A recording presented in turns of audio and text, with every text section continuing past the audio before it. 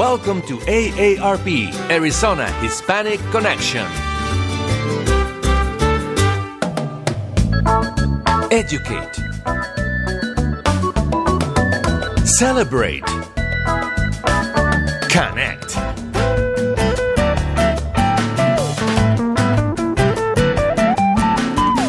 Arizona Hispanic Connection.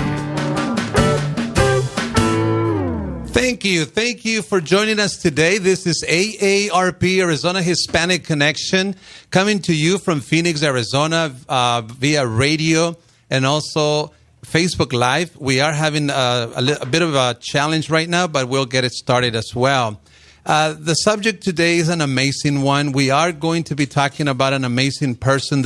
We named this show Adam Diaz, a Latino Historymaker.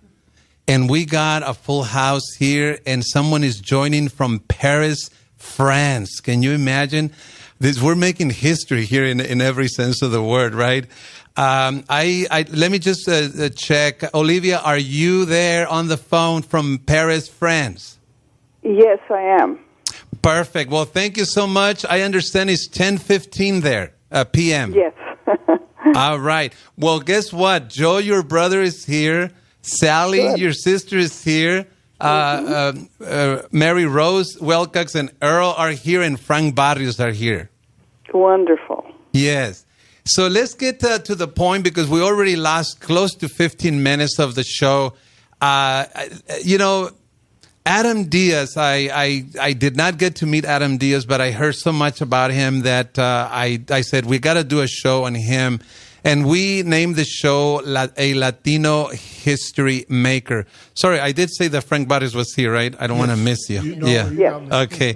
And, a Latino Historymaker, your dad, he made history. And I suppose that one of the highlights is that he was the first Phoenix City Council member. That was an amazing thing. But I want to ask you, Olivia, I believe you're older than Sally? No, I am. You are the oldest. Sally. Okay. But she's the historian, right? That's right. Now, you are writing a book, and what motivated you to start writing this book, and how far into it are you? We would like to know a little bit more. And also, why would you write a book? I mean, there has to be something special about your dad that motivated you to write a book. Go ahead. Well, he's always been my hero. But the thing is that Dad was a wonderful storyteller, and he had so many stories, and I wanted to get them down on tape. And so I took some time and interviewed him, and I have like 11 hours of taped conversations with him, and then I had them transcribed and have been working on those because I saw they were such beautiful stories. I really wanted to share the colorful stories. But, he really was an important man, and it seemed to me that it was important to document who he was and how he came to be who he became. Mm. Yes, let me ask just here in the table, just to get you engaged one by one. Who is or who was Adam Diaz? If we can come from Frank and then go around, just briefly, who was Adam Diaz to you? Well, as you've stated, he is a history maker. He was the first elected city councilman, Latino city councilman.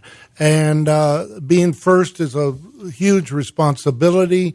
But more so, I like to think of him as a servant leader, because you have politicians that come in from outside, but he lived the community. Everyone there knew him. He had a wonderful personality. People liked him, and it's sometimes being first is not always good, but with his case, because he represented the community. He was part of the community. He was one of them. They related to him, and that was very important. And that's why I like to think of him as a servant leader.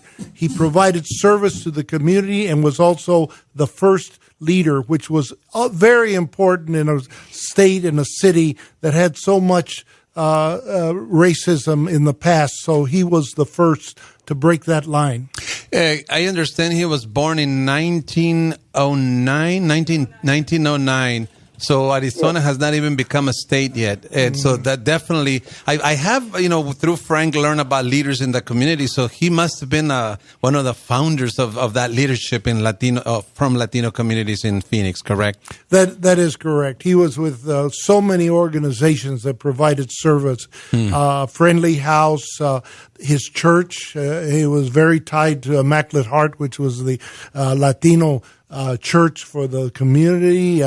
He was, again, I can't emphasize more how he was part of the community, and then he went to the city council to represent the people that he had lived his life with, and that's so important. And being number one, there's a huge responsibility that you carry in the correct way. Of course. Earl, who was Adam to you? Well, Frank took the words right out of my mouth when I was when you were asking how we described Adam Diaz, and he was a community leader, and there's so much that he gave and contributed to the whole city, but more importantly, the barrio that I grew up in, Grand Park. But having said that, to me, Adam Diaz in my life was one of the most humblest, kindest man that I ever met. And I'm 70 years old now, and I look back in my life, and he was the kind of person that just left an imprint in my life and in my mind as one of the most kindest, thoughtful, and humblest man that I ever met in my life. And I'll leave it at that. I've got more to say, but in describing... Well, we have a whole hour, so yeah, we'll we come have back. a whole hour. Frank took the words right out of my notes. That above all, he was a community leader, but second of all, to me, the influence that he had on me in my life was looking back, and he was just a kind man. He was a humble man, and I'm sorry that some people didn't get to meet him, but if they had met him, he would have left a mark that they would never forget. Thank you, Earl. Now, Sally, you are the oldest daughter. Just briefly, we're going to get deeper into the conversation, but just briefly, your thoughts about who he was to you. Well, Dad was a very humble man and started out in South Phoenix when he and my mother lived in South First Avenue, where they lived for the rest of their lives. But he got involved with this community right away, like they're saying, he's a community leader. They were very charitable people. They fed the hungry, anyone that didn't have a place to stay, that came to his door. He sheltered them. We never knew as kids when we got up in the morning who was going to be sleeping in the living room. And when people had problems with the law, he took care of that. He was able to get help for them. But he was a fierce opponent of discrimination and did everything he could to help his community. He quit school early on. Because his father died while he was like 13 years old. Wow. And he and his mother, who didn't speak English, went to work. He got a job as a Western Union messenger boy, and his mother took in laundry and did cooking for some of the railroad workers in the neighborhood. And between the two of them, they were able to raise the siblings, and everyone went to high school except Dad, who wasn't able to do that. Right, and we'll come back. Mary Rose, I know you knew him as well. Your impressions? Well, I'm not from Grant Park. I'm from Superior, Arizona, but I've been married to Earl for 47 years. So I've lived in the Grant Park area for a long, long time. Lived and worked there. And when I first got involved, Earl and I were both involved in politics. And when I first decided to run for city council, one of the people I immediately turned to was Mr. Diaz, because Earl had introduced him to me. And I immediately knew when I met him that this was a man who knew his community and he could guide us. And I was very, very proud when he told me that he would support me and he would endorse me, because he didn't do that to everybody. He wanted to make sure that you knew what elected official was about. It's not just about being with, the güeros downtown, and it's not just with being with people who are highfalutin. It's working for the people in the areas you're going to represent. Right. And he relayed that to us in such a manner that it really just hit home. And you didn't want to disappoint him when you got elected. When you got elected, you better pave the streets, and you better turn people's water back on. Right. And every time you saw Mr. Diaz, it was always with a sense of pride when he told you, you're doing a good job. And he would bring issues and kind of quietly tell you about things that he thought maybe could be done. And you could take them into your council seat and do them. So I just really, really admired him. Later, and I know we're going to talk, Earl and I bought El Portal. Earl's dream had always been to own it one day. And Sally used to bring him in every Sunday. And it was a joy to us because he'd have a little glass of vino. And Sally and, his wife, his second wife, would come in. And we would just have a good time. My grandchildren learned to love him. And as Earl said, he was the humblest man. But don't be deceived, because he had a backbone of steel, and he would not abide discrimination. Right. And he was very proud of Raza, who got into the political arena and did a good job. One of the things that I regret a lot is that in a family, you keep the history of the family within the family, and that's a source of guidance and a source of strength. But regrettably, as a community, we don't. We easily forget our leaders. You know what I'm saying? And the new generations come, and they basically don't even know why they have the privileges and benefits that they now enjoy, who fought for them, And Exactly. I really hope that one day we could have like a Facebook page or a website where we can keep that history alive. Let's come to Joe. Joe, you are a son of Mr. Diaz as well. Your impressions, if you can speak close to the mic. Well, I thought he was a messenger. He brought a message to the people of the community. And the best example I can think of is he would take me with him to do voter registration drives. We would go door to door in our barrio. And after a while, How old were you then? I was about 8. 8? Yeah, and then I remember thinking, I said, Pop, most of these people are from Mexico. Get a little closer. I said, most of these people are from Mexico, but they can't vote, can they? And he says, no, they can't vote, but we need to tell them about the voting system. And he said, this voting in Mexico can be corrupt. He says, but here your vote counts. And that was his message to them. He knew that eventually, at least some of them were going to become citizens, and they're going to be able to vote. And that was the message that he wanted to convey to them, was that they should work for that they should strive to be citizens and then vote, because here your vote counts. Right. And the thing that impressed me about that when we'd go is the way that people received it.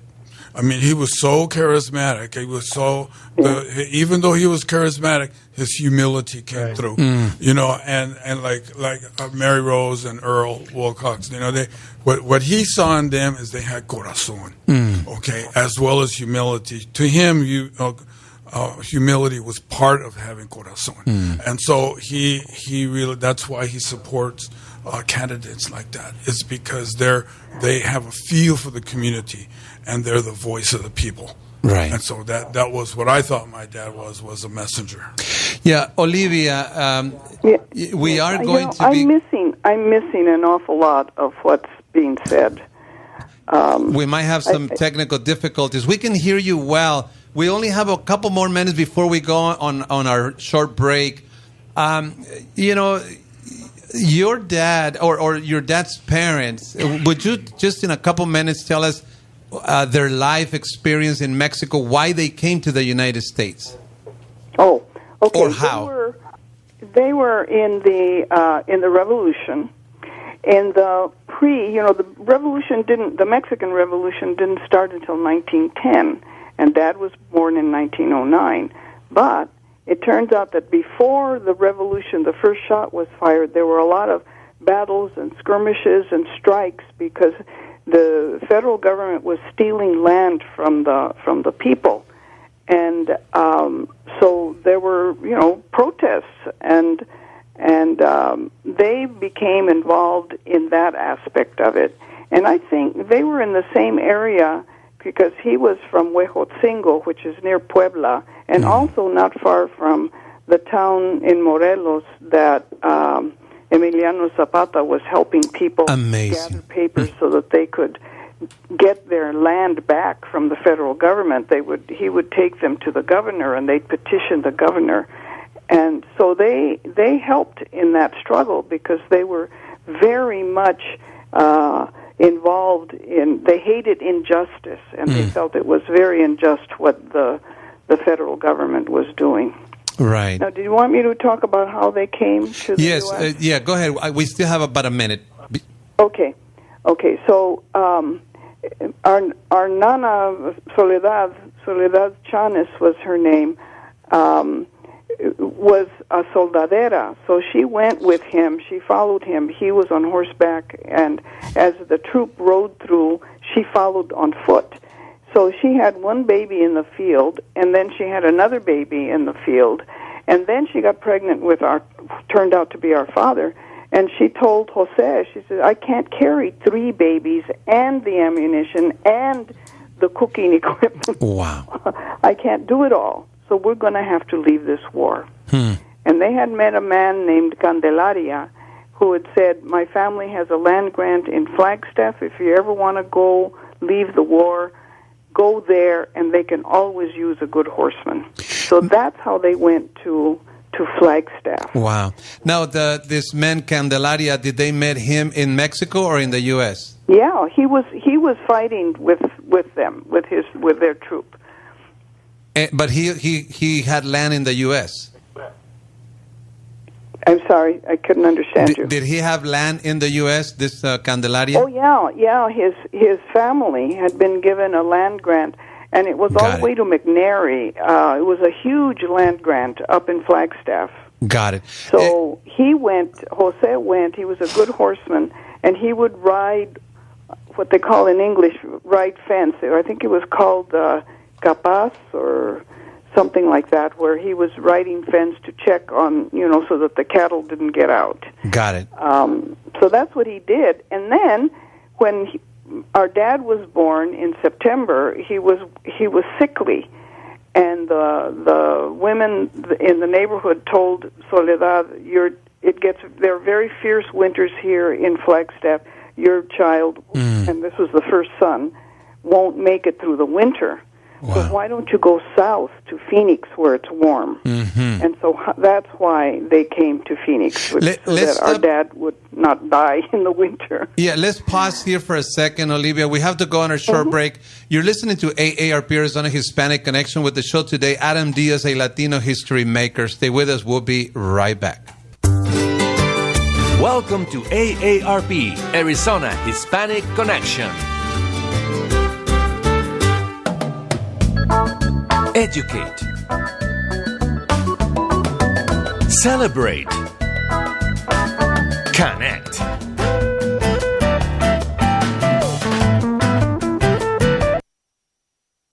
Arizona Hispanic Connection. Thank you for staying with us. This is AARP Arizona Hispanic Connection, addressing issues, celebrating accomplishments, and connecting the community. We are addressing the life of an amazing man, Adam Diaz, a Latino history maker. He made history in many senses. One of them is that first Mexican-American, first generation Mexican-American becomes the first city council for the city of Phoenix. Yes. Amazing accomplishment that in one generation. I just heard that your grandparents did not speak English, Sally. Was that the case? Yeah, they did not speak English, and their son Adam. Let's get to deeper into Adam. So Adam's dad passed away when Adam was 13, and he literally had to leave school to basically work. That's right. Can you and Olivia and anybody who wants to jump in to kind of share that story of how he leaves the school, how much he studied, and his first jobs? Well, he was in the 8th grade when his father passed away, and he had siblings to support, and he wanted to go to high school so badly, and he said he sat at the window at Monroe School, and he could see Phoenix Union High School, and he just was sure he was going to get to go there, and then it didn't work out. So because his mother couldn't speak English, and he had to go to work and support them. He left. He found a job with the Western Union, delivering messages, and his mother found work doing laundry and feeding people, and so between the two of them, they were able to get the kids raised. But in delivering his messages, he met a whole lot of people. He met George Lures, who was in the Lures Properties, and Mr. Lures took an interest in him and made him an elevator operator. Later on, sent him to Gregg Business School so he could learn business practices and bookkeeping, and then he hired him for his office. So his job basically becomes like a school, a training. That's right. And then some people saw something in him and showed interest in investments, and they send him to school, to like vocational school kind of thing. It's a business school. Yeah, Frank? I wanted to just add that one of the assets that Adam had was his personality. He had a wonderful personality. I don't think he met anybody that did not like him when they met him, because he was just very, he had a really good personality. And I think his contact with Lures, with everybody he met, he was like it's been said, he was a very humble man. But boy, he had the greatest personality in the world. And I just add one little fact. His granddaughter, Lisa Urias, who's very successful. Lisa Urias is a granddaughter of Adam Diaz. Amazing. And she's got almost exactly the same personality as Adam had. Adam, he just bubbled over with enthusiasm, great personality, and yet when you left, you felt you were talking to a humble man. And several generations later, his granddaughter has exactly the same qualities. Wow. Olivia? Well, one of the things that made him very distinctive was he loved everybody. He really loved people. And when you were in his presence, you felt bigger. You felt like you were a better person, and he did that to people. And of course, they loved him for that, And that was one of the keys. But when we were talking about who he is, we missed something.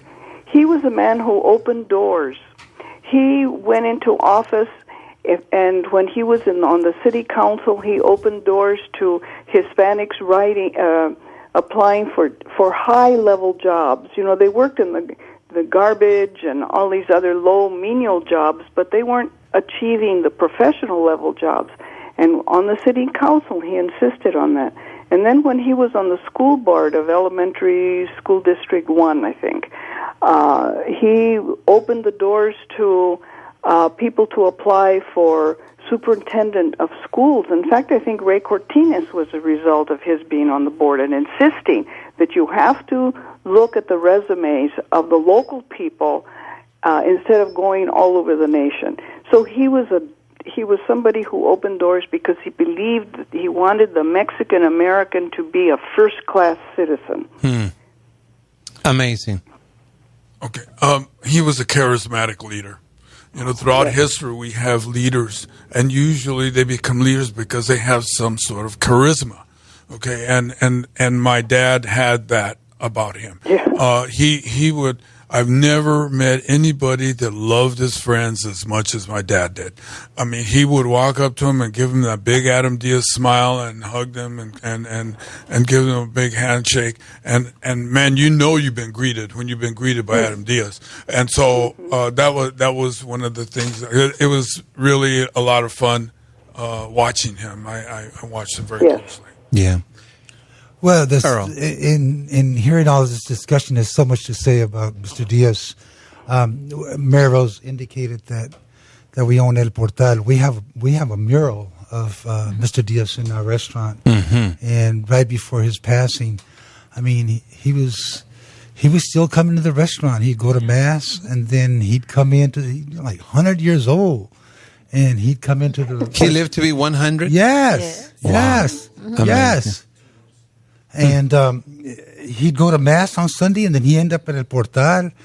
I remember one time he came in, and I had just bought a convertible, a nice convertible, and a brand new convertible Corvette, and I gave him a ride in it. He got in the car, and I took him to his house on First Avenue and gave him a ride around the neighborhood, and he had the biggest smile. I do have a story that I want to share I remember with Joey. And we were 10, 11 years old, and as it had been indicated, we grew up at Grant Park, and one summer, it was a hot day, and all the kids from the neighborhood were there, and the pool wasn't open, and it was closed for a week, and then it seemed like a month that it was closed, and we were outside the fence, and we're looking at this pool, and it's like these lifeguards in the pool, and we couldn't get in for some reason, and I said to Joey, Joey, why can't we get in? Why wasn't? He says, well, Joey says, I think I can help out. And he says, and we looked at him. He said, how can you help out? Well, my dad is on the city council. He might be able to get it open. And that afternoon, the pool was open. Wow. Yeah. Joey called his dad, and his dad found out that the pool at Grant Park was not open. And that day, the doors were open, and for the rest of the summer, we enjoyed the swimming. So that was a kind of, stories that we have about the man. Amazing. I wanted to add one other thing. I many times I used to always go to El Portal to have some menudo, and Adam would come in, and he would go to every person in that room, shake their hands, talk to them, ask how they were, and he would go right around every single table of people that were eating there. Then he'd sit down and eat. And I guess if they brought the food, it was cold by the time he got there. Let me just add this, that this man was so amazing. Even when he retired, he was a school board member, has been indicated. And it wasn't at a very young age. He was retired, and he was still working, and then he ran for the board. And he must have been 65, 70 years old or something like that. But his job was not over in the community. He should have been with his grandkids. He should have been with his family. But no, Adam Diaz decides, and I think he went to work at a fast food restaurant too, I mean, it's like he should be retired, but he was still out there with his vitality and his leadership and his reputation in the community, making an imprint.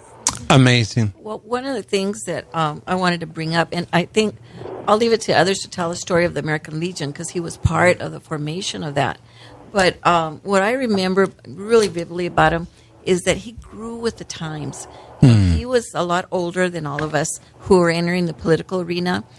There was Earl, there was myself, Alfredo Gutierrez, Joely Lopez, many, many young Latino politicians who were coming up.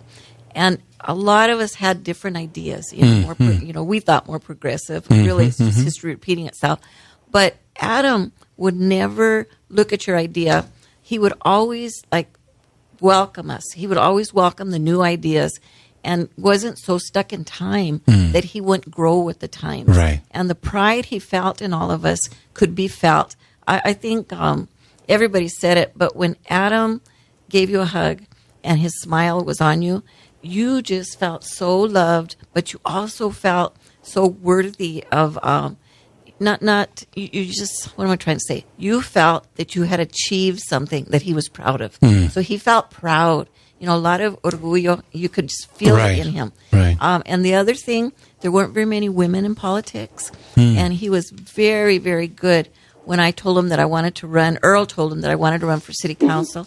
He said, we need young women. And so he didn't have any qualms about women entering politics. And so he was a man of his time, but could look into the future and help us all grow. Perfect. Sally? I just wanted to tell you all how he became a city councilman. Good. Because he was working for George Loers, and running the buildings and meeting a lot of the people that rented space there. Most of them were lawyers and doctors and businessmen, many of whom helped him along the way. But he worked for them. He did a lot of work for his community. He was well known in his community. And he came to the attention of Barry Goldwater, who was trying to form a charter government committee to run against the city council that was in place. And so he asked Dad to be a candidate. You mean the whole council? The whole council. He was going to bring in a whole group of people to take over the city. And Barry Water at that time was what position? He was a businessman. Just a very powerful businessman. Yeah, Okay. yeah, Okay. They owned a lot of stuff. But he was a friend of Dad's. And so he asked Dad to join the group. And Dad was very worried that he didn't have the education. But they talked him into it. He became one of the candidates, and they won. They replaced the whole city council. So he was one of several Yes. that joined the became part of the new city council. The new then. city council. Okay. So that opened up a lot of doors for Yeah. things that he wanted to do. Yeah, we have to go on our last break. We will be right back. You are listening to AARP, Arizona Hispanic Connection. Stay with us. We'll be back in just a short minute. Welcome to AARP, Arizona Hispanic Connection. Educate. Celebrate. Connect.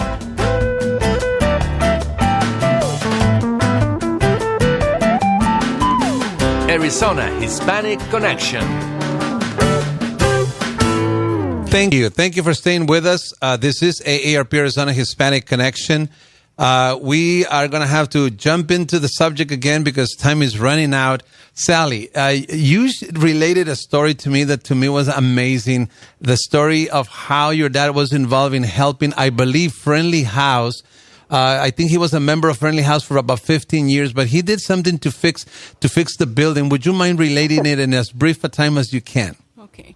He when he was delivering Western Union telegrams, he was in the area where Friendly House was operating, and he got interested in it. He went and met the director, was doing some volunteer work for them because they were teaching English to the immigrants. They were doing citizenship classes. They were teaching job skills, getting them work and teaching them how to navigate the bus system. So Dad was very impressed with their work, and so he joined them and was working with them for several years. But he noticed that the house they were working from was old, decrepit, needed repairs, was too small. So he decided to do some fundraising.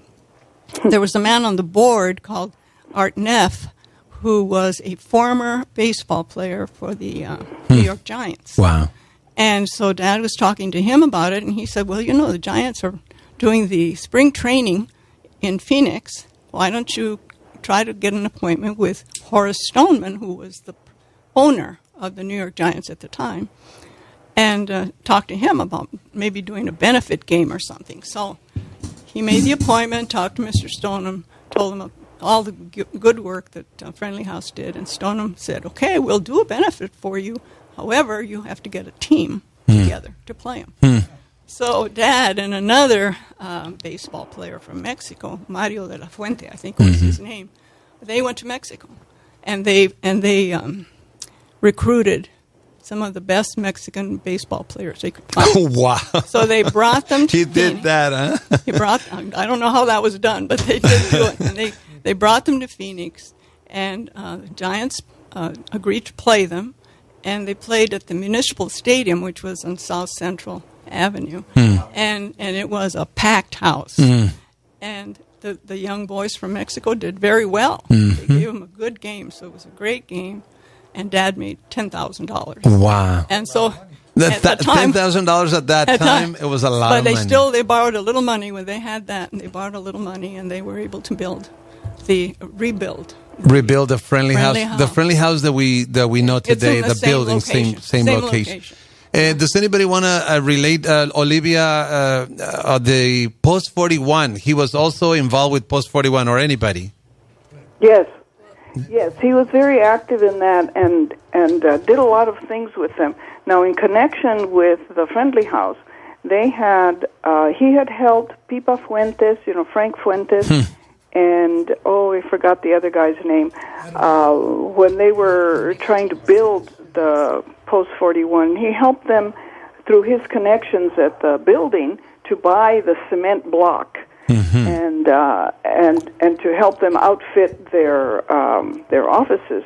And so he went to them and said, we're having this problem because we need to have parking spaces for the Friendly House, and we're using all the space for the building, and we don't have any left over, but it's required that we have so many parking slots for the number of people we're going to serve.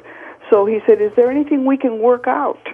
So they negotiated, and they figured, okay, they went to the city, and they said, the Post 41 is willing to let us use their parking area during the day. Most of their people come at night. So, and the Friendly House needs it during the day. And so they talked the city into letting them share the parking spaces. So then they were able to go ahead and go on build their building. So he understood about negotiating, and he networked with other people. Yeah, that was a real important skill that he had.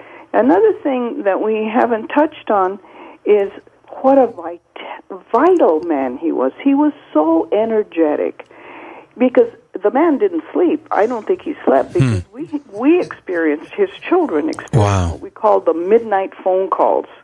Those were people calling him for help in the middle of the night, and he'd go off and drive off, and then we wouldn't see him till morning. And he was bailing kids out of jail. He was going in alleys and getting kids who had been beaten up and bringing them home to their mothers, and standing up before the judge and bailing them. I mean, the number of people's lives that he touched is really astonishing. And we'll never know all the things that he did. But Sally says that she keeps people still come up to her and say that he helped them. Yeah. Frank? Yeah, just a quick thought also. Friendly House is going to be celebrating very soon 100 years of service to the community. Yeah. And they'll be putting together a video, and I can guarantee you Adam Diaz will be a big part of that. Wow. Placida Smith and Adam Diaz are the two heroes of Friendly House. They've been there 100 years, but both of them did an amazing amount of service in the community. And when they put together that history, that 100-year service, Adam will shine as one of the heroes of the Friendly House. Yeah. The Grant Park experience, anybody? I know that he was involved there. He actually built a home north of Van Buren. I understand. He has some issues because back in those days, Mexicans were not allowed to go north of Van Buren. And because of safety issues, the mother, or your mother, for the children, she persuaded, I guess, Adam to move back to Grant, and then they moved to Grant Park, correct? Do I have the story correct? It was. Let me tell that story. Yes. They bought a house in it was on Monte Vista. And there was the neighbors came and knocked at the door after they'd been there a week or so, and they told them, you can't live here because there is in the contract there's a clause that says no Mexicans or Jews are allowed to live here. And they said, we will give you the money back that you put down, but you have to leave. So he took that to one of his friends, John Sullivan, who was a lawyer. And the lawyer, he went through the contract. He says that they're right. They have these in their CC&Rs. And it's unconstitutional, and you could fight it. But it would cost you a lot of money. It would take a long time, and they could make life very uncomfortable for you in the meantime. And so Mom said, nope, we're out of here. She always taught us that you should not stay where you're not wanted. And so Mr. Lures loaned him the money. He bought a plot of land for $250 on First Avenue and eventually paid back Mr. Lures. And then they built this house. And that's where we grew up. And they moved in just before I was born in 1942. Wow. Wow. So, Grant, just one more thing, Olivia. Your book in 30 seconds. When is it coming? What are you going to be writing about? Well, let me tell you, it's still probably a year or two down the line, but I need a publisher for it. I don't have a publisher. I still have a lot of work to do on it but these will be his words. You know, the text is all his words, and it's really it's full of all kinds of stuff that has a lot of detail in it. So it's actually a historical thing that's going to help people understand the early days of Phoenix. Of course. Joe, you've been wanting to engage, and we haven't let you go. It's about Grant Park. About Grant Park. You know, Grant Park was just such a centralized hub of our audio. And we had so many fun things going on there, the interpersonal relationships, and my dad loved Grant Park. And I was on the swimming team with Earl Wilcox here, right across from me, for years, and that was my favorite park. And I was very sickly when I was a child. I was very skinny, and I walked around like in a bubble of protection because of my dad and by extension my sister Sally, because my sister Sally was the lifeguard in the baby pool. And so if she saw a kid that didn't have swimming trunks, because if you didn't have swimming trunks at Grandpa, you couldn't go into the pool. You couldn't go in or cut off Levi's. And she would go to this place called the Sunshine House. It was a second-hand clothing little store, and she would buy them swimming. Well, she made many lifelong friends that way, and as a result, I had diplomatic immunity at Grant Park because nobody would bother me because they knew guys like Earl and the Buchanan brothers and everybody else would come down on him like a ton of bricks. So I was the safest little kid in Grant Park. Now, in Grant Park in those days, was it mostly Mexican American? Yeah, and it was right across from Post 41. Okay. So it was a real hub. You know, we only have shy of 3 minutes, 2.5. I'll just open it up for final thoughts. Anybody who wants to say anything, again, we just have a couple more minutes. I'll just say that, you know, we are today in such need of leaders like Adam Diaz. We need people of his personality, of his heart, of his commitment, and we miss people like that. Adam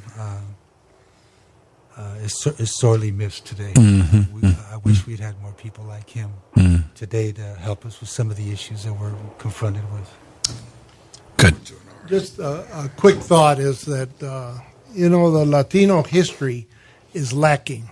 There's a lot of history about the Anglos who brought Phoenix where it is, but there is no doubt Adam Diaz was one of the leaders and one of the heroes of the city of Phoenix. You got Enrique Garfias, Jimmy Carrion, Adam Diaz. Ed Pastor was the first elected congressional leader, but yet that gets lost somewhere. That's why it's really important. The book that Olivia is writing, that needs to be told, because a good part, Phoenix would not be what it is today if it wasn't for the leadership of the Latino community that has led us. And yet there's very few people that even know what that history is. Yes. There is one other thing I'd like to touch on before we end. Go ahead. 30 seconds. We didn't mention how philanthropic he was, how many people's lives he helped. We used to wake up in the morning and peek out into the living room because there would frequently be people sleeping on the floor. He would take people in the middle of the night, and he and my mother would take care of them, feed them, and then he would go out and gather money from the many friends he had, people that he knew in the building, in the Lures buildings, and get money together to get them an apartment, to get them furniture, to move them in, to help the man find a job, and he would relocate people. He was a one-man settlement house. Yeah. And that happened the whole time I was growing up. Thank you so much, Olivia. Just one thing. Yes, just one based thing. On what We Frank have to said, go. And what everybody's talked about, we need a Hispanic cultural center so badly in the city of Phoenix. You know, we have no Latino history. We need one, and maybe it should be called the Diaz House. Amazing. Thank you for joining. We have come to the end of our show. Join us next week. This was AARP Arizona Hispanic Connection. The show today, Adam Diaz, a Latino history maker. Have a great day.